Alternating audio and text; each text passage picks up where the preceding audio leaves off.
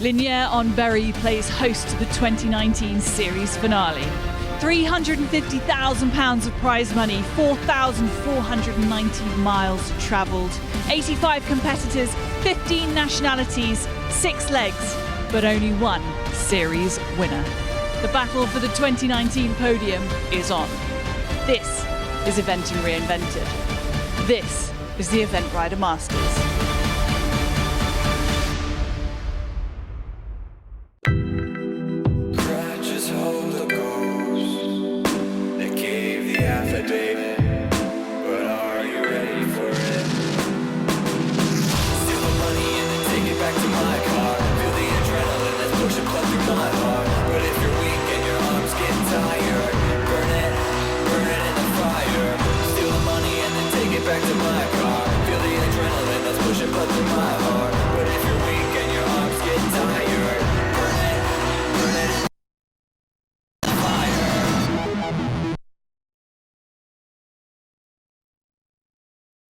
France plays host to the Event Rider Masters 2019 finale, where the Masters Road to Lignières en Berry concludes. The Pole de Cheval et du Lin is around 3 hours south of Paris in the small town of Lignières and is one of the most famous race courses in the country.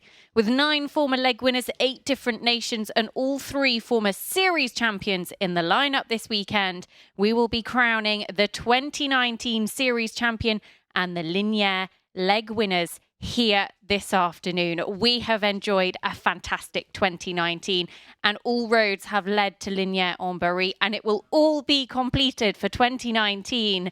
This afternoon we will crown the 2019 series champions and we will crown the Lignières champions. The first time we have been here in France to Lignières, and it is going to be a real thriller of an afternoon. So thank you for joining us. Sit back, relax and stay on the edge of your seats because it is going to be a brilliant afternoon. Joining me in the studio, delighted to say, echoing Stan Van Dam, the scene is set.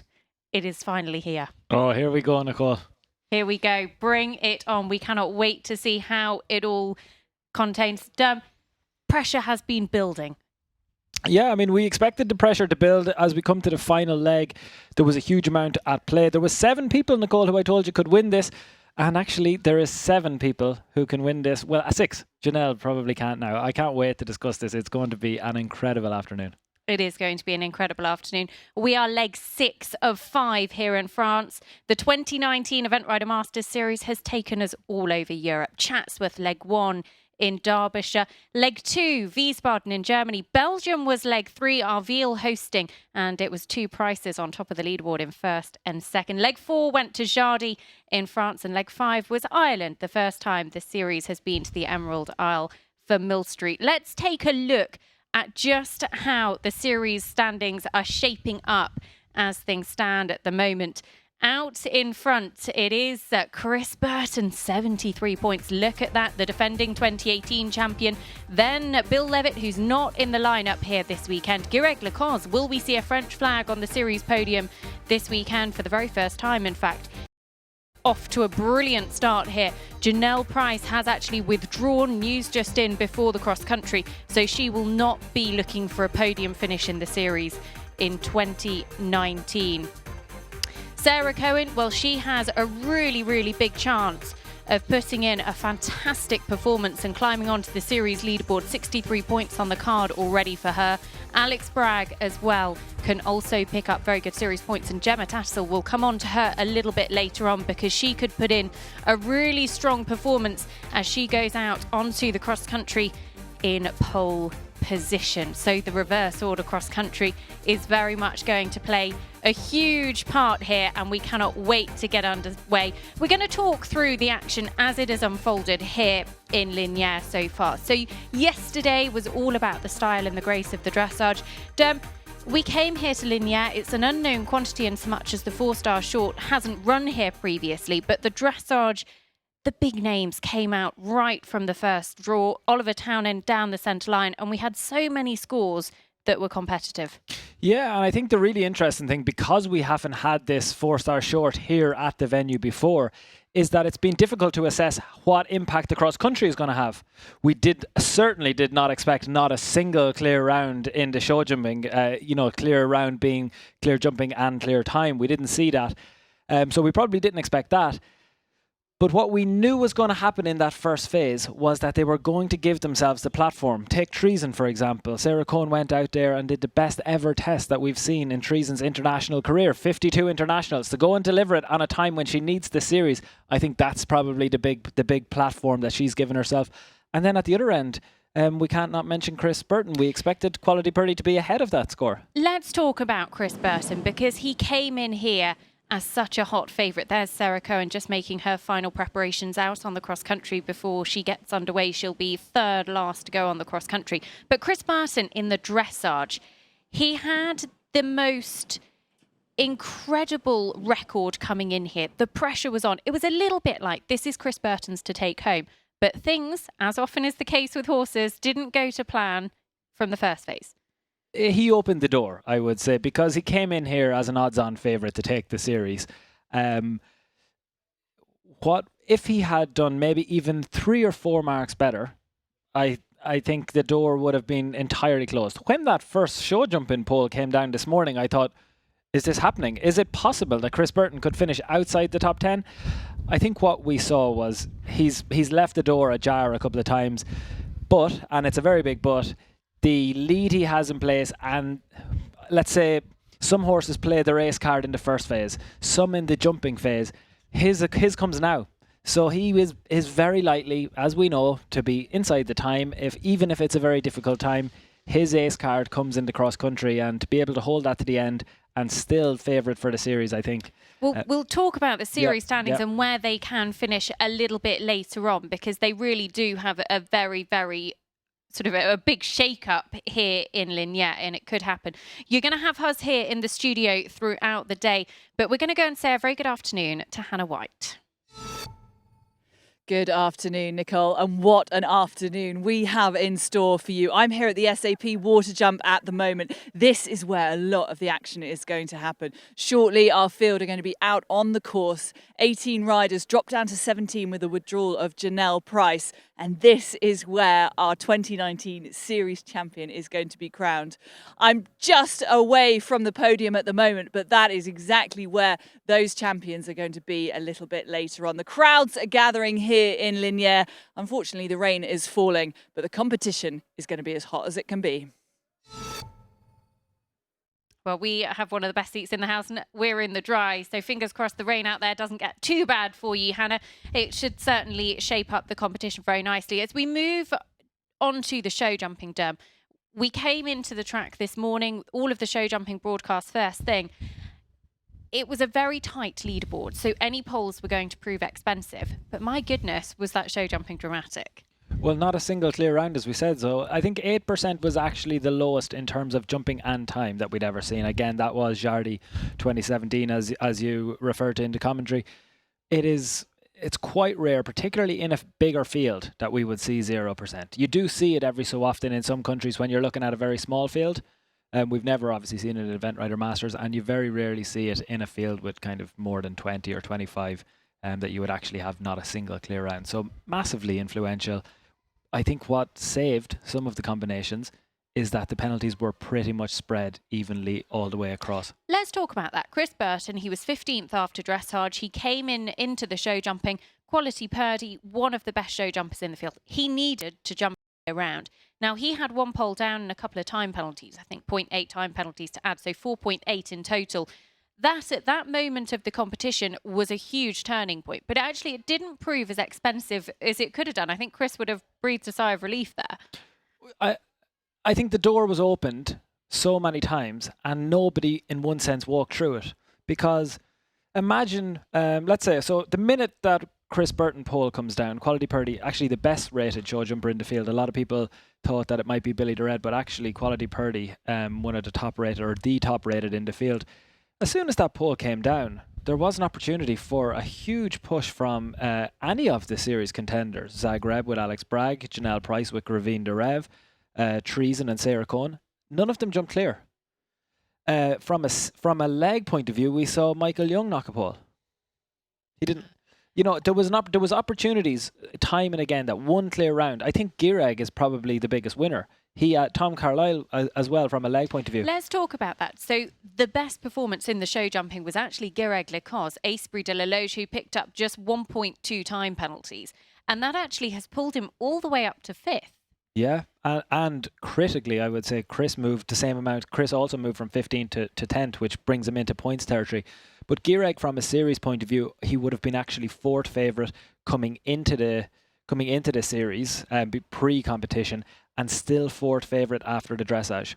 Well, Michael Jung was our leader after the first phase. Star Connection, a double Event Rider Masters leg winner. Wiesbaden this year, Jardy 2017, 21.7 I think it was he scored in the first phase yesterday.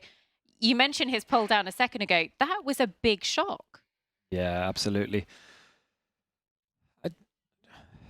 Look, across the board, look, it was massively influential for the whole, that all across that. And I think we'll look at the series in a moment. I think we'll see the impact that it's had. It has certainly had a big impact. Now, one man who would have been slightly disappointed perhaps with his show jumping after such a good start in the dressage yesterday would be Alex Bragg. Let's find a little bit more about the Event Rider Masters showman. Hi, I'm Alexander Bragg, a professional event rider. We didn't come from a horsey background, but my dad did love horses, and he bought some ponies for like £50 from the fair, and we would get sat on them and led around. My dad used to kind of collect together all the naughty ponies that no one else could ride, and basically just pawned me out as a jockey to turn them around. And I did that until I was about 15, and then I stopped riding altogether. I missed the competitive side of it, so that was when I took up rugby, and that's where my rugby career started. I then branched out, shoeing on my own, and I started shoeing on this yard, which was run by my now wife, Simone. And she was the event rider. She was back into horses, and while she was pregnant, her event horse was sat there getting fat. And I said, well, you know, why don't I just do a little bit of work with him and sort of dust off the riding boots and get on, and that's what I did. And yeah, then I was hooked, and it all began. Which horse am I closest to? It's like picking a favourite child out of the bunch. I mean, it's nearly impossible. De Greb, you know, he's a very, very special horse for me. He's whether he's picked up my characteristics and temperament, or whether that was always in him. But we really started off together, green as grass. We had no idea he was going to be such a great horse when we started. I had no idea that I'd be competitive at this level as a rider when we started. But we've come up both naive through the ranks.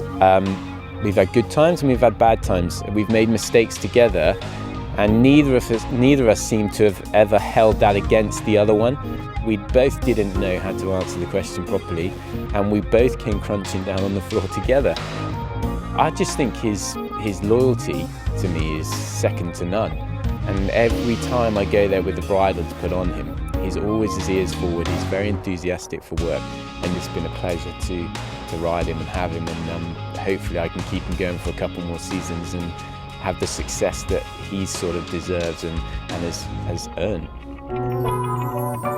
I have a horse which I've ridden in the Master Series already called Alcatraz, which is here with Oliver Townend. I had good success in Jardy with him. The owner and I went our separate ways over Mill Street. All part and parcel of the business that sometimes, you know, horses are going to move about, and it doesn't mean you suddenly want that horse to fail. I would wish for him to do slightly less well than me, but I'd still like him to perform and come out of the competition, you know, fit and happy. There's always change, it's ever evolving. We've had some new owners join the team, which is really exciting, with some really exciting new horses. You know, there's nothing better than when things are against you. It's like the phoenix coming out of the fire, and that, you know, you're just not going to be beaten. I've always had one goal in mind, and that is to actually take over the world and Team Bragg be the name that everybody thinks of. Nothing's going to stop me from doing that. Let the rain hit the window pane, hit them like, oh. A flow, we was both in the same boat. Co-captain, sing so damn low.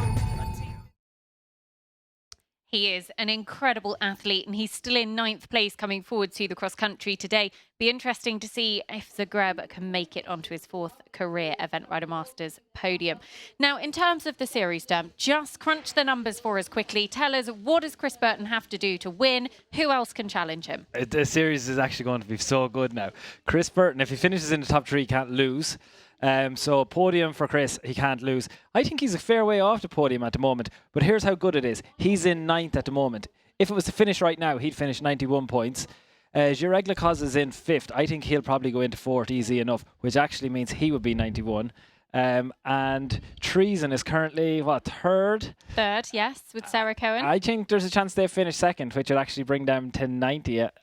Very, very tight. I'm glad it's going to be you unbelievable. Are going to be it's going to be so good. I'm glad you are going to be crunching the numbers throughout the afternoon. But we are on to the 3rd and the final phase in eventing, and it is the thrills and the spills of the cross country.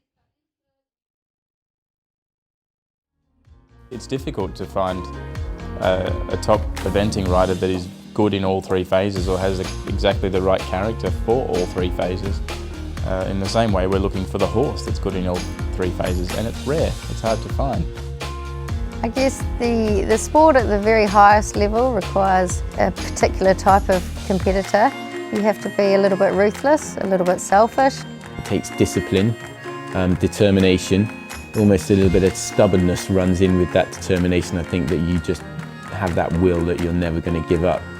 Yeah, the risks and dangers and little pitfalls and dips and things that you need to watch out for in our sport are many. They're vast, they're varied. We, at the end of the day, are riding very expensive horses, and with that comes a lot of interest, if you like, from the owners of those horses, from other people that would be slightly interested in those horses.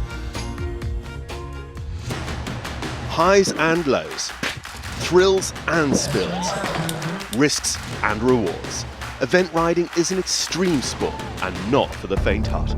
I had a pretty horrific fall back in 2013 and I was knocked out, was in a coma for a week.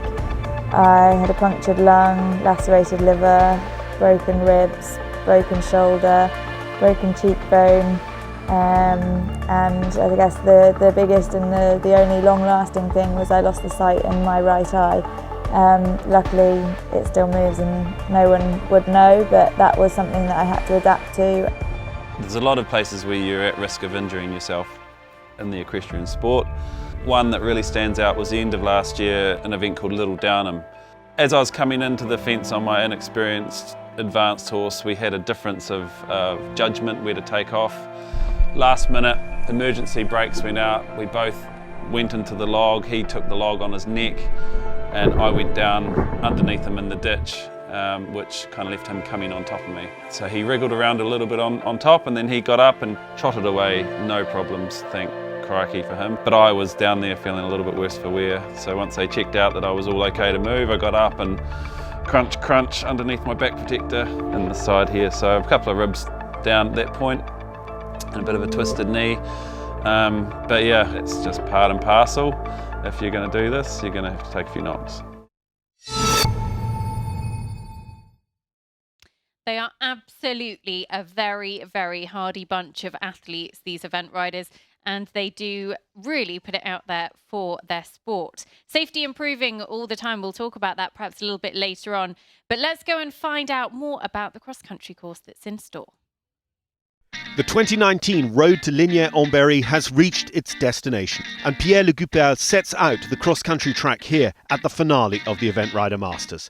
3,940 metres, 6 minutes 55 seconds the optimum, and they'll blast out of the start box in the racecourse infield to jump the Echo de Berry chair.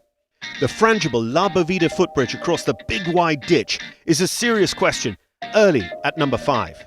At fence 6, the Event Rider Masters fence, they're asked for a big step jump up and then a tight left-handed turn to the duck. The Event Rider Masters water at 7 has this rustic palisade and then splashing across the water to the angled brush. Fence 10 comes in at about the 3-minute marker and it's the Conseil Département Cher which way Brexit option. They have to jump in over either the euro or the pound sterling. They jump the bank at the B element and then out over the cash register at C.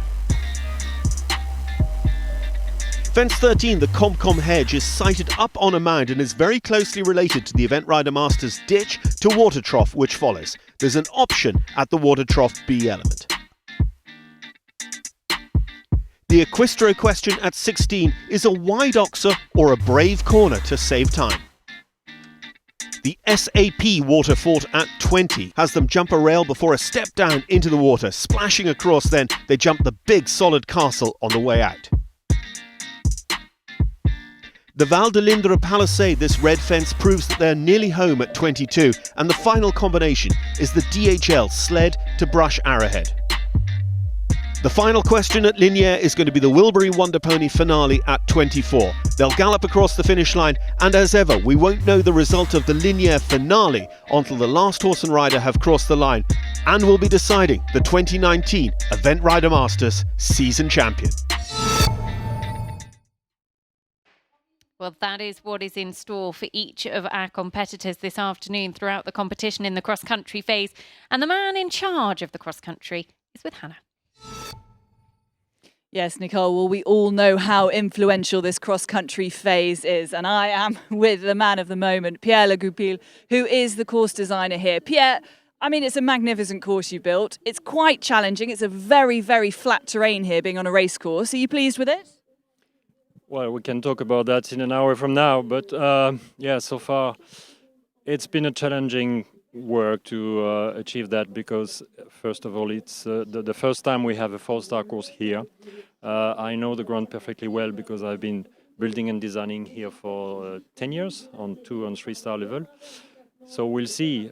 First time is always a gamble, but I'm quite confident. The feeling from the riders and from our fellow officials is good, so finger crossed. We're also joined here by Patricia Clifton, who's the technical delegate. Patricia, tell me a little bit about your role. So my role is I represent the international governing body, and I try and come and help the organising committee to make sure that everything is done to the rule book. And Pierre and I have worked very closely together. It's our first time. It's been a big treat for me. It's probably been a nightmare for you. But anyway, no, it's been great. And the committee have been just so good at welcoming all of us. And it's been a really popular event for a lot of the foreign riders, always. And now this has just ramped it up another notch. So very exciting. Fantastic. And Pierre, I know your role really is to ask some serious questions of the riders that are coming out here. Is there a particular jump or combination that you think is going to cause some problems today? Not really. I think it's a mix of different questions to keep the riders and the horses focused all along the way. And hopefully mistake will pay. But as designer, we definitely don't want a juge de paix. Okay, well, we are standing here just behind the SAP, in front of the SAP water jump, should I say. And I know a few of the riders have been here trying to work out which is the best route through. Pierre, any inside info? What would you do if you were riding this course? He's been really clever with this one, with all of it, but here too, particularly. I don't know. I think first they have a good jump over there on the wine bar to set the balance after galloping up the hill, and suddenly sit down the horses a little bit to make them on the hindquarters, and then go for the water and for the step, because the distance is a little bit generous between the vertical and the step, and then for sure if they want to win they have to go inside the bamboo bush, and then the corner is a little bit tight, but it should not be a problem for none of them because they have the level, but even them they can do mistakes. Fantastic. Pierre and Patricia, thank you so much. Nicole, it is so exciting down here. I think I'm going to burst. Well, good luck. Well, we will be getting underway in just a couple of moments' time. 1 minute until the Pathfinder Phoebe Locke and Picador will be out on course. Tom Goman will be next to go away from the start, and keep an eye out for the likes of Christine Bates, Adelaide Hill, one of the most experienced horses in the field. And there is Chris Burton, quality Purdy he needs to put in a really polished performance in this final phase. He normally excels at going clear inside the time cross country. Today is the day to do it. Tim Price, the Skåne M as well, will be coming forward, and they're situated just in 7th position. And then here are the top 6 running in reverse order of merit. So Gemma Tattersall Jalapeno will be the last to go on course. 3 seconds on the cross country she has in hand of second place Michael Jung and Star Connection. 6 minutes and 55 seconds, the optimum time. There is Phoebe Locke preparing to get her round underway, and we are delighted to be joined in the studio by none other than Janelle Price. Janelle, things not to be today. You've decided to withdraw after show jumping. We're sorry not to see you on the series podium again, but delighted to have you with us in the studio. Yeah, look, obviously just disappointed to not be running, but these horses are top horses, and they only, they don't have unlimited runs, so you have to use them wisely. Well, we are delighted that you're joining us, and Phoebe Locke gets us underway. So the cross country here, the final cross country of 2019 is underway, and Picador, one of the most experienced horses in the field, a new ride for Phoebe, actually rode the horse for the very first time here in Lignières 12 months ago. Comes forward on 45.3. And he's looking pretty keen early on as she heads around the far part of the racetrack. Janelle, just talk us through this early part of the course. Yeah, well, your first couple of fences are fairly plain sailing. You've got some nice profiles, so it's a good opportunity for the riders to get their eye in. And, certainly perhaps not Phoebe, but some of these ones coming later, they're going to be using these first few to really get the speed up and set the theme of their round. I think it's actually interesting on the speed. As you say, they've only been together since Lignières last year. So they've mainly competed at the level below. Their only 4-star short together was Haras de Pin, where they did pick up some time penalties. But at the level below, this pair have been clear inside the time almost every occasion, twice at Burton and Tattersall as well. So they have shown speed in the past. I think it's fantastic to see Phoebe here. She's only a junior. She's 19. She rode on the junior team for GB just recently. But, good on her for putting herself in such a classy field, and it really gives you something to aim for and shows you where you're at. So full credit to her for using this series, and hopefully we see some more like her in the future. Well, at the Event Rider Masters water, the first water at 7, that angle brush, Phoebe made that look very straightforward and very quick away there, Janelle. Yeah, it's fairly kind, I would say, for a 4-star level. It's, nice and sloping, the rail on the way in. 4 strides should come up easy enough, as we saw, to the angled brush. And again, it's going to be about taking economical lines before and after these fences. How is the ground out there on course? We've had a little bit of rain over the last few hours. Is it holding up? I think it will. It does vary a little bit here at Lignières, because you've got this element that we're seeing on the racetrack, which is going to be a little bit softer than you'll see Phoebe here is just leaving the racetrack, and then you're sort of more on a sandy base. So it is slightly in 2 parts, but I think it's holding up well. Well, Phoebe Locke, Picador, our Pathfinders here in Lignières for the 2019 Event Rider Masters Series finale. She goes to the Devaku Hedge Oxer at 9. And then we're going to see her come now to the which way Brexit. So I think she's taking the long route here, because the direct route, you'd see them come to the right-hand side of those other fences. So this makes an easier job. She's jumped that as an oxer instead of a corner, but it is much slower than the direct run. Do you think the faster route will be the most popular option throughout the afternoon? Absolutely. I think that fence might be one of the more influential on track. We'll see it, I'm sure, in a couple of people's time. But the direct route is sort of uprising ground to a skinny on a very committed 4 strides to jumping the oxer that we saw Phoebe jump, but as a corner. First horse, Janelle. Time on this track looks like something that's going to be doable, would you say? Well, it's the first time we've seen the 4-star here at Lignières. I'm a Lignières local, I would say. I've been here, I think this must be about 7 or 8 years on the trot.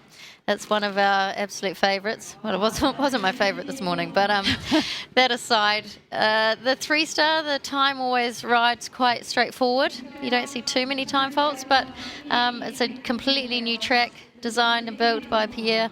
and it'll be interesting to see how it pans out. Well, I can tell you that Phoebe Locke needed to be jumping the first element of the Event Rider Masters ditch combination with 3 minutes and 1 left on the clock. She jumped it with 3 minutes and 2, and that is taking a long route. So early indications are that Phoebe Locke is on track to make the time here. He's looking pretty strong out there, Janelle. He's not making life easy for her. Yeah, he is, but like I say, he knows his job, and he's probably just politely trying to tell her to leave him to it. But you know, she's getting some valuable miles here, and you know, she's keeping him anchored, which is important. Well, at the Forestier log pile and skinny.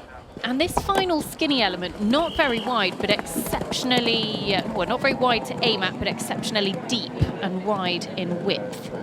It is, but these horses have so much scope, and you know, we walk these courses, and you know, you do think that. I looked at the depth and thought, gosh, that is quite deep, but they skip over it and make absolutely nothing of it, and make us feel a bit silly afterwards. Well, let's take a look. You can track through the SAP live tracking, and she's coming to the SAP Waterfort in just a second. This is the fence that precedes it, and she needs to be jumping in here with 1:28 on the clock, so she's lost a few seconds, but she's not going to be a million miles away from that time. And this one of the questions that we saw with Pierre, Janelle, she's gone outside the hedge. Yeah, so you'll see the line she's taken. Phoebe didn't quite get the line and unfortunately paid the price there. Looks like her air jacket has just gone off, which will have given her a bit of a... It sort of gives you almost a winding feeling. But Janelle, the line there is tough, and unfortunately Phoebe didn't get it quite right. Yeah, if anything, maybe coming around the tree slightly put her a little bit too much to the outside, and she was a little bit, I would say, right to left over the corner, so jumping into the widest part of the corner. And you saw the horse just clipped with his front left leg, clipped the back edge of the corner, which catapulted Phoebe out the front door. Well, the horse up on his feet, he's absolutely fine. So Picador walking around and he'll be checked out very quickly. And we'll get an update on Phoebe in just a second, because it was a really unfortunate fall. She'd been having a super ride up until that point. It is, but, you know, at risk of not wanting to be brutal, but she will be able to watch that back and she will see her mistake. And, you know, like I said, that's what these classes for her are about at this, young stage of her career. Well, good to see Phoebe up on her feet, walking away. You can just see on the left of your screen the air jacket. That activates when a rider breaks the cord that is attached to the saddle, and it is a safety device to help break the impact of the fall. So Phoebe will be a little bit winded from that, but brilliant to see her up on her feet. And that is Pierre Le Goupil, the course designer here. Picador being led away, and good to see them up on their feet. We'll no doubt welcome them back in an Event Rider Masters leg next year. We certainly hope so, but hopefully none the worse for wear after that. That fence, interestingly, was one that the riders asked for there to be a ground pole put into the drop into the water, and Phoebe's horse did jump in very well, whereas we saw yesterday some of the 3-star horses, they didn't sort of judge the takeoff point very well. So I think that bodes well, and hopefully we're going to see some clean jumps in, and then we're certainly going to see some on that inside line and making light work of the corner. Well, Tom Goman and Thibaut de Cuisse will be next week. Janelle, that's a very interesting point. So you say that after the riders have walked the course, there can be some discussion through the rider rep with the course designer if there are any concerns, questions, and actually they can respond to that. Absolutely. There's always a rider's rep, and it is their job to be the voice of the riders. So if anyone has concerns, we put it forward to the rep, and then the rep works in conjunction with the TD and the course designer in this case. And it was one of the suggestions yesterday that maybe a ground pole might just define the edge of the water there, and certainly Picador read it very well. Well, here comes Tom Goman and Thibaut de Cuisse, 41.7 their score coming forwards to the cross country, and really not having an easy ride at the second. And Janelle, things didn't quite go to plan there, to say the least. No, he just saw a very backward distance, and I think the horse just saw the width of the fence at the last minute and didn't back himself to clear the back of it. Well, good to see Tom up on his feet, and that unfortunately brings his round to a premature end. But yeah, very unusual start here, I would have to say. Don't be fooled, though. I think we're going to see some cracking rounds shortly. Well, we saw this. Was it our field, Nicole? I think when we said it was going to be a tough start, and I think we saw very early on as well that there was, and correctly as well, we did go on to see some brilliant rounds as it went through. I think what's interesting for me is going to be that we're now at a point where if you just complete, you're going to be getting series points. So we're now anywhere in that region. We should clarify at this point. In order to get series points, you must produce a round throughout the whole competition that is an MER, so a minimum eligibility requirement, which basically means if somebody picks up 20 penalties, Derm, they would not get series points.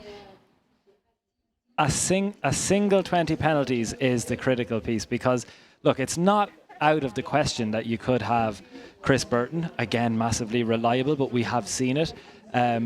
Gireg Le Coz, no faults on Asprey de la Loge, but it is possible that you would have it. And Sarah Cohen-Treason, one of the most reliable combination that we've seen. But when you put those three combinations and all that you're requiring is a single 20, it will be almost like we're going to see a Tokyo or Buccalo coming this year when you've got that Olympic format. 3 scores from 3 is actually very hard, even for 3 very experienced combinations. Where that introduces, what that brings in now, Nicole, and I know this will excite you, is that even Bill Levitt on 73 points, who's not here, who's probably watching at home, still has a chance. If there was something to go wrong for a combination and it did, and they picked up at 20 penalties, they would actually get no points at all. And Bill now still has a chance. I said that people would need to finish, he would need favours from others to be in consideration. He still does, but it's not out of the question.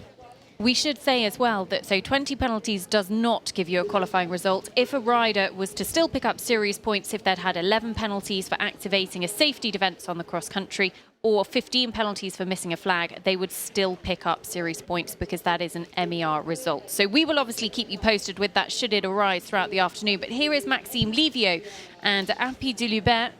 And this the horse that was 5th after dressage, just a 9-year-old, put in a really strong performance in that first phase. 38.3 the score that they bring forward. Wilbury Wonder Pony on Maxime's back, strapped along for the ride. Hannah's Wilbury Wonder Pony charity has been doing brilliant things in partnership with SAP, who've come on board as technology partners of the charity, and they are really making a huge difference. They've got a number of projects, of research projects that have already been started at top universities throughout the UK, and they are raising lots of money for an exceptional cause, so do give generously. And that will actually help build your Event Rider Masters Fan League points as well. But here goes Maxime Livio and Appy de Lubert. This horse only a 9-year-old, Janelle, relatively inexperienced at the level, only a second run, but Maxime no better man on board. Absolutely, and these French boys, you know, they've got some real momentum at the moment with Tom and Maxime, Estia. You know, they don't bring these horses to these competitions unprepared. So I would like to think that this is going to be perhaps our first competitive round. Maxime certainly knows his way around here, and it's obviously a horse that he thinks highly of. Well, it was certainly very impressive in the first phase.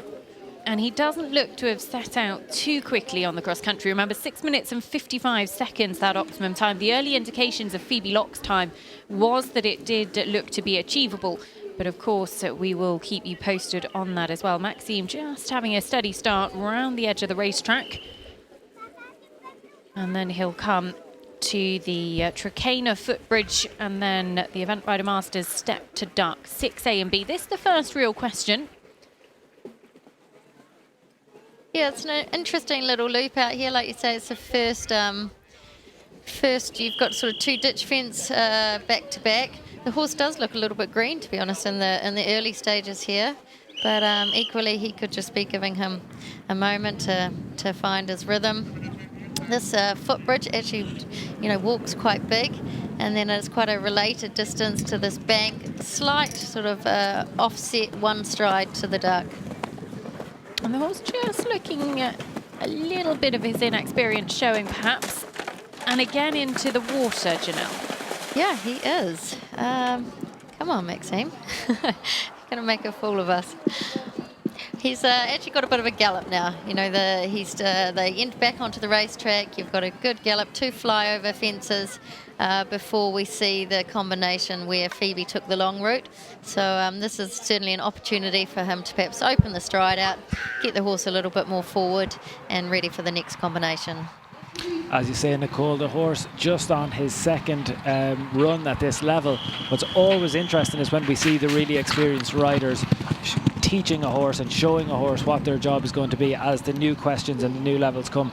Don't forget, we are now watching Maxime Livio, who we've seen win at 5-star level with Cloudamere and at Pau, finish on podiums at 5-star level all across the sport. He has Opium de Verrier, Cloudamere. We've seen this guy run very well, jump well, speed as well. He's very good at this, so great opportunity to see experienced rider with a new younger horse. Although he too looks to be taking the long option here.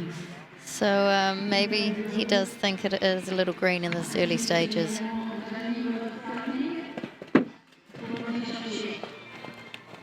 Oh, but he was fairly sneaky with cutting inside to the final element. Yeah, he was. Yeah, you saw Phoebe went around that hedge. He managed to land and turn inside. So he certainly made a much simpler question of the fence, but did so without spending so much time. The horse looks quite leggy, quite dynamic, I would say. You know, he's a big horse. You can see how he would move well in the dressage, but you know, certainly obviously needs a few more miles at this level cross country. Well, he comes to the Event Rider Masters Ditch and Water Trough combination 14 A and B. And it should be noted that the hedge on top of the bank here is separately numbered as number 13.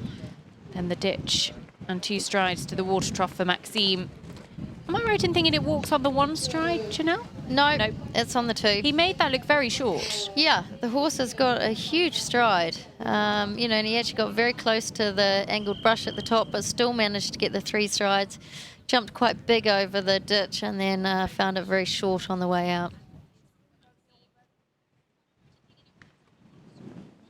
And there's an enormous ditch in front of that hedge just at the bottom of that bank there, but makes nothing of it. And that was more the sort of jump we want to see from this horse. You know, he took it on a bit more. He met it on the open forward distance, and the horse really responded and leapt up in the air. So, that'll give him a bit of a confidence boost moving into the second half of the course. Again, you just saw he's taken a slightly longer route there. That is actually a table on a slightly offset line, and you have the option to jump the corner or the oxer. Well, running into problems at the skinny just on top of the bank there, Maxime. He had been working exceptionally hard on this young horse throughout, Janelle, and the horse just couldn't quite deliver for him coming up that very skinny element. Yeah, you would possibly say that was coming, wouldn't you? The horse did look a bit green, and it's an accumulation effect often with these sort of things. You know, they slightly, each little mistake wears away at them. Only a 9-year-old, like you say, and that was the end result. Well, now away Marco Piazza, Trésor de la Loge coming forward in their first Event Rider Masters. A bit of a hairy jump at the footbridge at 5, but up the step. 1 stride, angling the duck, and they come forward on 38.3. So still looking for our first finisher. It looked like Maxime had put his hand up and decided to call it a day after that run out. In fact, no, he has continued on. So Maxime Livio is still continuing, just carrying those 20 penalties. And I think we'll come back to him in just a second. Looking to give this 9-year-old a good confidence-building run just after that small problem. And here he is coming to the SAP Waterfort at 20. So it'll be interesting to see what line he takes at the water. I would think he's probably going to go around the tree that we saw also and just square the corner up and make it a bit more of a easier corner. Yep, so there you see he's gone around the full, squared up the corner and successfully negotiated. Well, Maxime Livio, the clock is ticking down, but he is carrying those 20 penalties, remember, so he isn't going to be challenging the optimum time of 6 minutes and 55 as he heads on to the last couple of fences, and only one real major question left on course. As passing back in the other direction, Marco Piazza, Trésor de la Loge, coming to the Brexit fence. So another one taking the long road. I am quite surprised, to be honest, that they're all taking this left-handed option. I presume you had walked the shorter route. It's only one way for me, I'm afraid. Can we ask, is Tim going the European route later? He better be. We didn't drive this far just for a jolly, Nicole. Well, Maxime Livio coming to the DHL sled to brush hour ahead at 23 A and B. No, and I guess, you know, it's worth noting that everybody comes into these things with different expectations. And, you know, Maxime on a young horse, or Marco, you know, probably, you know, they are looking to be competitive in these classes, but they're not trying to win these classes. So when it comes to walking the course and making a decision like that, they probably are trying to jump a clear round, whereas the likes of Tim or Burton, or, you know, these front runners, they are here to try and win, and it could be the sake of 4 seconds, and 4 seconds could be the difference of winning or losing. Well, Marco Piazza coming to fence 14, the Event Rider Masters Ditch and Water Trough. And there is a slightly longer route here, Janelle, but everyone we've seen certainly so far has taken the direct route, and I think that'll be most popular throughout the afternoon. Yeah, Marco jumped that spot on. I thought he came in a good balance on the correct line. He was quite brave to the first brush, but he was really rewarded with a lovely jump through there. I think the riders are going to see these early horses making light work of it, and I'd be surprised if we saw any taking the long route there. Well, 2 minutes left on the clock as he goes to the open ditch hedge, and would have been around 35-40 seconds down on the clock there, so is a little bit behind where he should be, but doesn't look to be chasing that 6 minute 55 optimum time. Looking for our first clear jumping round here over Pierre Le Goupil's cross-country track. So this is the corner that we were talking about over where we saw Maxime, you know, square it up and take the oxer.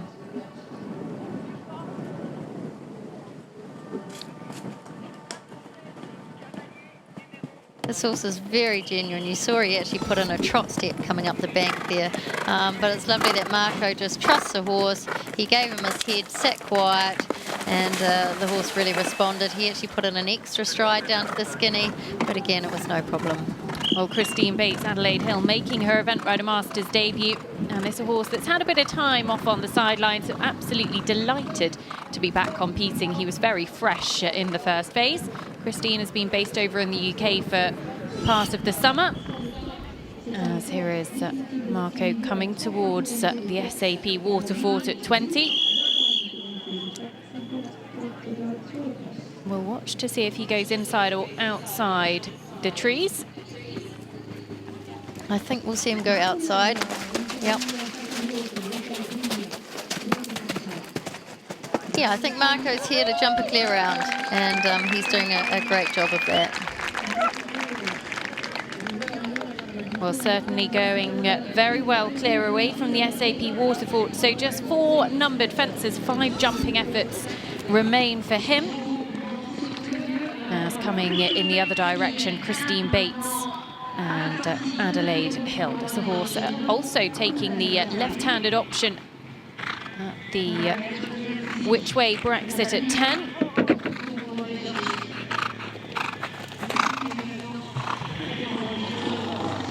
And that is a much safer alternative, Janelle, isn't it? But it does just waste a little bit of time. Yeah, it is safer, but I liked the direct route. I'm surprised so many are going that way, but it could be like, what is it, London buses. We'll see the first one go straight, and then they'll all come flying in. So don't worry just yet. I think this horse is quite experienced, Adelaide. Hugely experienced. Has actually been top 12 at Adelaide 5-star twice back in 2011 and 2013, and has actually won at this level of the sport more times than any other horse in the field. Yeah, so I am surprised that Christine opted to take that longer route there. He has had a little bit of time off in recent last 12 months or so perhaps a little bit rusty. Christine feeling just wanting a good round. As here is Marco Piazza over a minute over the time, but Trésor de la Loge is going to give us our first clear round here in Lignières en Berry, the series finale of the 2019 Event Rider Masters, and he completes on 67.1. So that is the one to beat at the moment. There is Christine Bates and Adelaide Hill coming to the open ditch at 15. I think we've got David has started. He's just jumping the second fence. Mr. Hi-Ho again, he's a fairly experienced horse. I think he's been with Ollie Townend. He has Emily King, perhaps. He has been with both Oliver Townend, won Burnham Market 4-star at this level with Oliver a couple of years ago, was Emily King's junior European Championship horse as well. And actually David's had the ride on Mr. Hi-Ho for a good couple of years now, owned by Patsy Mason. And the owner's such a huge part of our sport, and actually the winning owner of the leg-winning horse will be awarded with a 2-night stay at the Monarch Hotel over in Ireland, part of the Monarch Elite Horse Event Horse Sale. And plenty of very top names have been sourced from that very sale. Certainly Mr. Hi-Ho looking a little bit more, showing his experience in these early stages of the course. And David now, you know, he's racked up some miles as well. So, you know, it's good to see him here as well. I think this must be one of his... He's done a few Event Rider Masters. He's done a couple of Event Rider Masters legs, but he's very keen on competing over in Europe. He's very much a rider that isn't afraid of travelling. He's based over in the UK, but he will often be found competing over in Europe. And he's done a lot of British Nations Cup teams now. Just had to brush through the top of the brush in the first water, but Mr. Hi-Ho never in any danger, and David just let the horse sort himself out a little bit there afterwards. He was a little bit passive for me. He jumped in a little bit quiet, and that's where I would have liked to have seen him react a little bit quicker and slightly move up for the 4. Instead he sat a little bit quiet and sort of got there on 4.5, and Mr. Hi-Ho popped in the 5th stride, but hopefully he jots that down in his notebook, doesn't do it again, and sharpens himself up. Or the big box brush at 9. Absolutely no problems for David Doyle and Mr. Hi-Ho. He's on that very good score of 36.1, remember. The clubhouse leader on 67.1. So all to play for David out on course. And we'll keep a very close eye on his clock as well. It'll be interesting to see which route he takes at the which way Brexit combination at 10. So he's going... Oh no, he's going long. Is he definitely? Yes. Going long. Yeah. What's interesting is we're now going to be 6 combinations. We're going to be through our first 6 combinations, and normally at this stage we would have some read on time before we get to pretty much the high point, the climax point. We're about to go from 0 to hero here. We're about to go all the way up because the series leader, Chris Burton, is arriving very, very soon. But there is Christine Bates finishing her round with Adelaide Hill, and the penalties just clicking up 13.2 times. She finished on 50.8. But David Doyle, Mr. Hi-Ho, easily done through the combination at 10.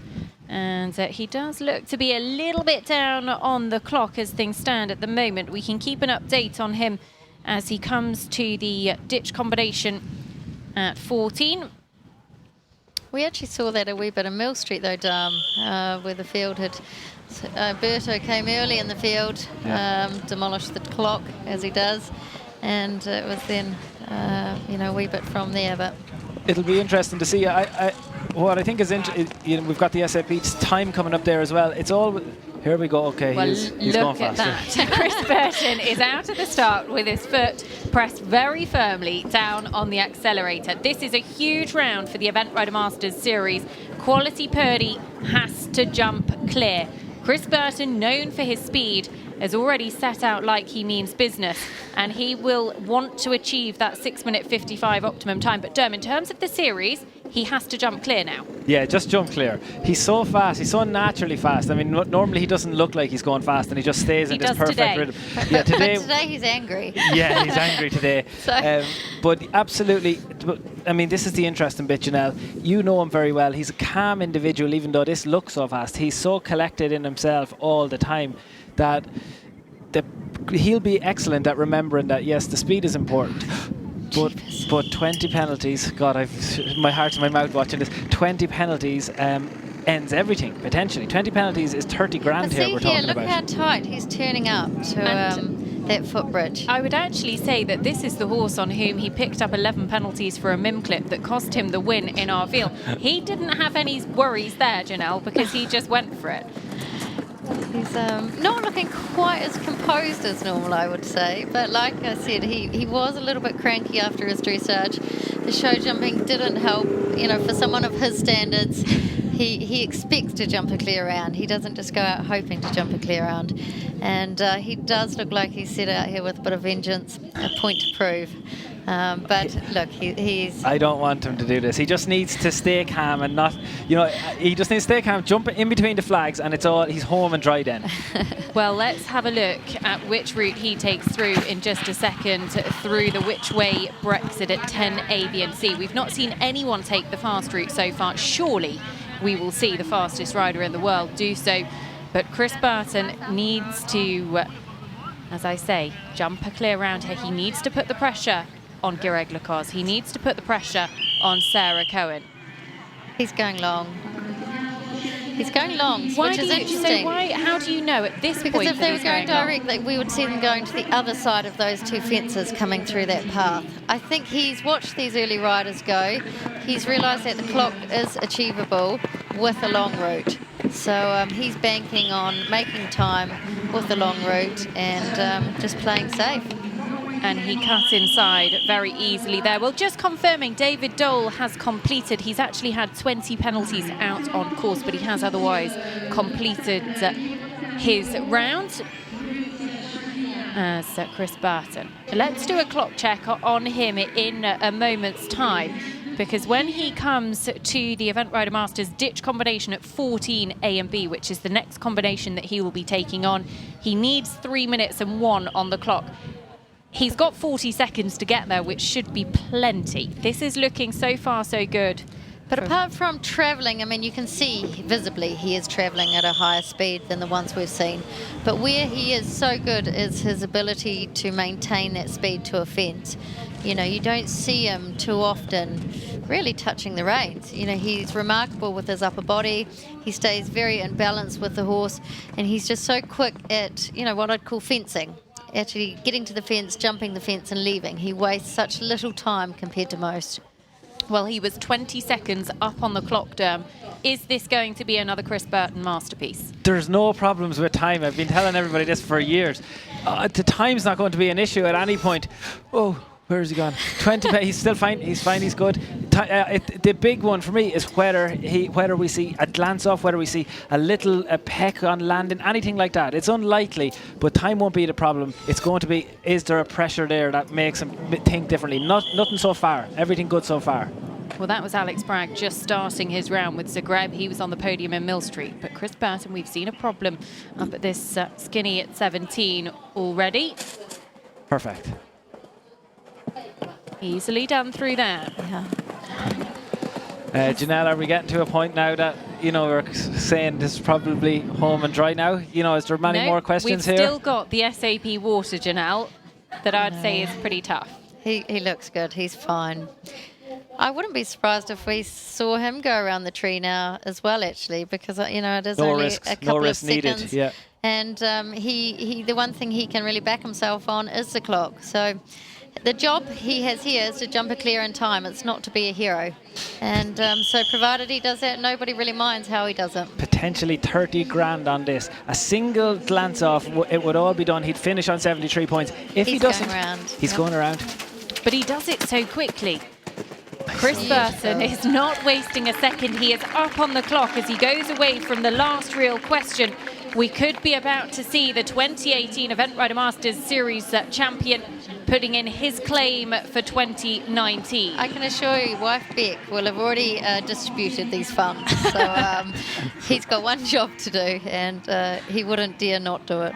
It's great for the whole family when we see this. It is absolutely not done yet, but he will have done, once we get to the end of this, he will have done everything he can. He showed speed early in the track. He's jumped very sensibly. He's taken long routes all the way. He has done what he has to do, and it's very likely now that he will probably have enough points, but we're going to have to hold on, because there is still the opportunity for other people that could go wrong higher up, that could get others to climb. But he has done everything he can in this phase. Burton, I mean, he is such a fan of this short format. I've had numerous debates / arguments with him, and all I can say is I'm so pleased the Olympics hasn't gone to this yet, because he is such a master over this sort of 7-minute track.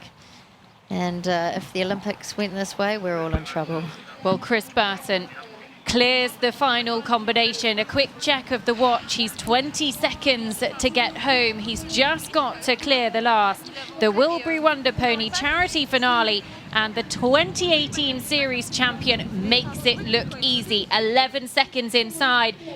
Is that the series sewn up? You want me to say yes, you want me to say no and say it's all wide open, but it's not. I think Chris Burton, we said, was the favourite coming in here. He's done everything he needed to do in this. There is going to be opportunities for others, but he came in with an advantage. We've got to get back to Alex Bragg. I would say that's probably Chris for the series, but still open in some areas, because the podiums still have lots of cash there as well. Alex Bragg, he would have been disappointed with the show jumping. There was a door opened for him that potentially would have seen him going out second. He's actually coming out much earlier than we expected, or maybe even that he expected. But a single 20 penalties for one of those combinations ahead of him again opens up the door for him for the series podium as well. The leg looks like it might be beyond him. Well, Christine Bates just sitting on top of the podium for the time being. Chris Burton will be coming for her. Marco Piazza as well will drop down into third. But Alex Bragg and Zagreb, this a horse that is aiming for the 5-star at Po in a couple of weeks' time, has been on very good form of late. And actually, this a horse that it is normally very quick in the cross country, has actually made the time on his last 6 international rounds that he's completed. That he's completed, Nicole. I love when you play with those. He did have that problem at Chatsworth that was thrown in there, but absolutely this is a horse that you're able to normally say very reliable cross-country jumper and a very fast horse. If this would have been one of probably the big rounds of the day if he had been slightly higher up in the order. That influential show jumping phase that we saw earlier really cost Alex, and there's big money on at play here when we get to the leg podium, the individual podium. There is huge money at play, particularly for the leg. Janelle, you're going to dash off, give Tim a few last-minute tips, and thank you very much, and we'll see you in the 2020 Event Rider Masters Series.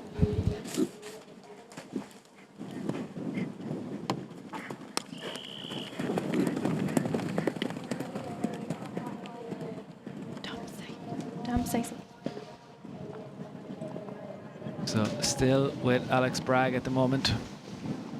As I was saying, this pair we would have potentially expected to be in with a really big chance of the leg, and then that show jumping round went wrong.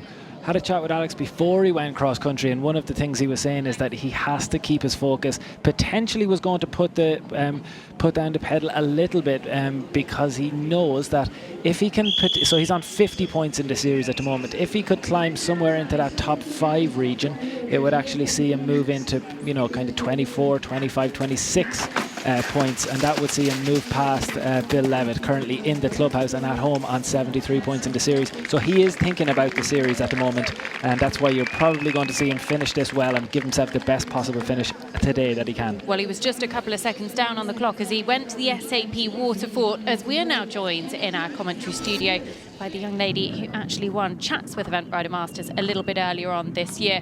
Laura Collett, welcome to Lignières. We are looking forward to hearing your thoughts as Anna Boato Coriano gets underway on a score of 32.2, so in 8th position coming forward. Laura, your thoughts on the course so far? I haven't actually had too much chance to watch many. Just watched Chris Burton make it look very easy, but that we're used to him doing that. So yeah, I think that the time appears to be quite straightforward to get. We've seen even Chris make a long route and still make the time very easily. So I think it will be more about jumping rather than time, which quite often at the foreign events it's more on time than anything. But here it looks like they can play a little bit safe.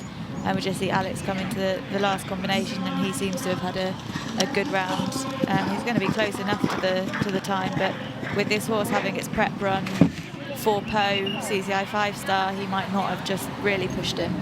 Well, that is a very important 2 seconds over the time, because Alex Bragg dropped behind Chris Burton and Quality Purdy, who climb further up the leaderboard, getting more series points. That is the 1, 2, 3 as things stand at the moment. Berto doesn't need any more series points. He's got plenty, but he could be about to get some more here this weekend. Arnaud Boiteau and Quoriano on a score of 32.2. Coming to the Event Rider Masters Ditch and Water Trough at 14. And this is a horse that is really quick in the cross country. Was only 1 second over the time in Jardy when on their way to finishing 5th a little bit earlier on this year.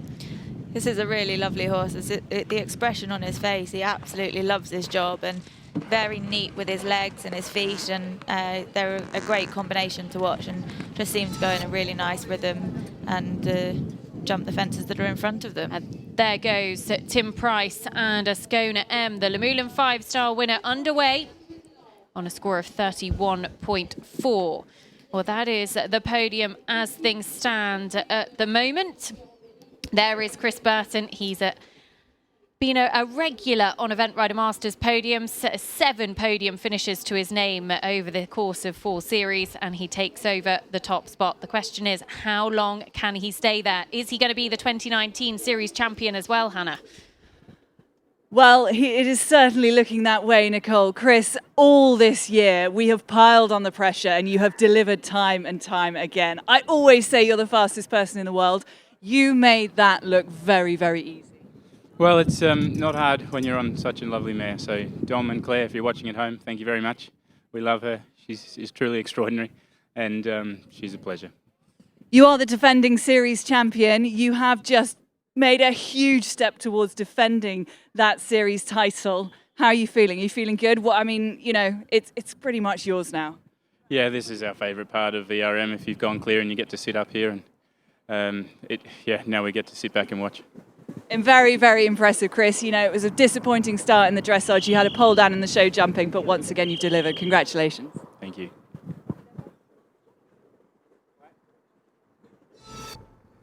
Well, he will be enjoying that top spot for a little while. And actually, the first to take the inside line, it looks like, at the SAP Water, Arnaud Boiteau is up on the clock with Quoriano, and he is heading towards home. Now, he can afford to be 6 seconds over the time to go ahead of Chris Burton, but this is a good round across the country so far from him, Dab. Absolutely great round, and you can see in the corner of your screen that you can track using the SAP tracker. You can see where the horses are on course at any point. The other thing, Nicole, is to being able to follow when we're only looking at one horse, being able to follow where every horse is at that time. SAPeventing.live gives you the opportunity to follow those trackers and be able to look. I mean, when you think of who's on course at the same time here, it's rare that you're going to get an opportunity to have Tim Price, Oliver Townend, Gireg Le Coz, Tom Carlile. They're all back to back here, so being able to track them on SAPeventing.live is a really helpful thing. Well, Arnaud Boiteau, 30 seconds on the clock as he heads towards home with Quoriano. So the time is going to be reasonably close for him. He can still do it. Remember, he can be 6 seconds over the time to go ahead of Chris Burton. Interestingly, he went a little bit wider to the first element there, having cut in very tight to the corner coming out of the water. He obviously just thought the last combination he'd play a bit safe, and he's kicked on to the last. Well, he certainly rattled the last, but he becomes clear round number 2 inside the time. Arnaud Boiteau, France go to the top of the podium. 32.2 is the score to beat as Tim Price. Ascona has been looking very feisty all through every phase here, and we see him go direct, and make it look very easy. She's got her ears pricked and she's looking for the flags. Now that's quite interesting. We've seen a few riders maybe changing their plans perhaps and going the slightly longer route when they realise that the time isn't taking that much longer. That's what we saw Chris Burton done. Janelle definitely said Tim's plan A was to go the right-hand route, and he made it look so easy. Yeah, to be honest, it actually looked a lot smoother ride through than watching them go the long route. There's a bit more pulling and turning and taking them off their line, and I know Tim is famous for making everything look ridiculously easy, but he did make it look very smooth, and you know, it was very clear for the horse where she needed to jump, and she pricked her ears and picked up on the final element coming through the hedge line there. So it'd be interesting to see what the rest of them do. Well, interestingly, Tim is actually pretty far down on the clock in comparison to others that we've seen at this point on the course. So he doesn't look to be chasing that optimum time. No, I think he'd be looking for a really nice, easy, quiet run. You can see, you know, his body language moving away from the fences. He's just staying in a rhythm. He's set out in a rhythm, and he's holding that rhythm the whole way round. He's giving this mare a really nice, almost schooling round, ready for Poe. Obviously, he's going there. He's going to try and win back-to-back 5 stars. Well, he'll be doing his absolute best. And she looks great, you know. She's obviously keen and feisty, but she's listening when she needs to. So that's why he probably didn't want to run her against the clock here. We saw her in the dressage be, you know, quite hot. And a bit overexcited. So. She gave Tim a hard time in the first phase. She did not make his life very straightforward. I know, but look at that score, 27.4. I mean, we're talking about the top riders in the world are able to come out of tests being disappointed with 27.4. Ascona M's last 3 tests were 25s, all 25s and 126. So that's why you can see that 27, even though it's an unbelievable score, is a little bit down for this pair. They are picking up this pace a little bit now. They did have that pole down as well. There would have been big leg money on track for them. Well, Alex Bragg was just making his way onto the podium, and he'll sit there for a few moments. He'll hope he can stay there for a little while. Chris Burton, remember, going down into second as Arnaud Boiteau takes over the top spot, but away from the start, Oliver Townend and Alcatraz. This is a new combination. I think Oliver's only just picked up the ride on this horse. They won a 3-star short at Ballandennis last week, but maybe looks a little bit lackluster and not really taking him. So it's difficult when he doesn't really know the horse and know the feeling that he should be giving him on the cross country. As we watched him come through the water on a ridiculously tight line, but jumps it beautifully. Well, he made that look very straightforward as Tim Price. You can tell the clock, he is down on the clock, but he is cantering towards home. The mare looking well within herself here and has made some of the harder lines through each of the combinations look exceptionally straightforward. Well, interestingly, we're going to see the time penalties, and the really interesting thing from time penalties is going to be if he drops below Chris Burton, it's going to push his series points up again, because right now there are still a few combinations that can challenge Chris Burton, but if the penalties go up and they're going up, that is Oliver Townend putting his hand up and retiring. So that is Chris Burton moving up another spot on the leaderboard. Oliver just feeling something not quite right, so he's decided to call it a day out on course. So let's just take stock of the situation for you as things stand at the moment. It is Arnaud Boiteau out in front. Tim Price, Ascona M, isn't going to be able to challenge the top of the leaderboard. He's already picking up those time penalties. He's been very clever here in respect of riding really, really tight lines, like really challenging the mare at the difficult combinations. You know, he's not played safe on the jumping side of things. He's done it as a schooling round. You could tell, you know, and she looks right on track. And even there, you know, she's still fighting for her head. She thinks that she should be going a lot faster than this. And he's taking a wide line to the last, and just, you know, he's given that an absolute peach of a ride for Poe. Well, Tim Price has completed, as there is Arnaud Boiteau, France going to the top of the podium. Quoriano, his ride at the second inside the time. That pushes Chris Burton down into second, Alex Bragg into third. Let's go and hear from the Frenchman in the top spot. Arnaud Boiteau, congratulations, you're into the top spot for now. How did you find the course? You're here, huge crowds on home soil. Yeah, it's like a championship. Yeah, it's very nice.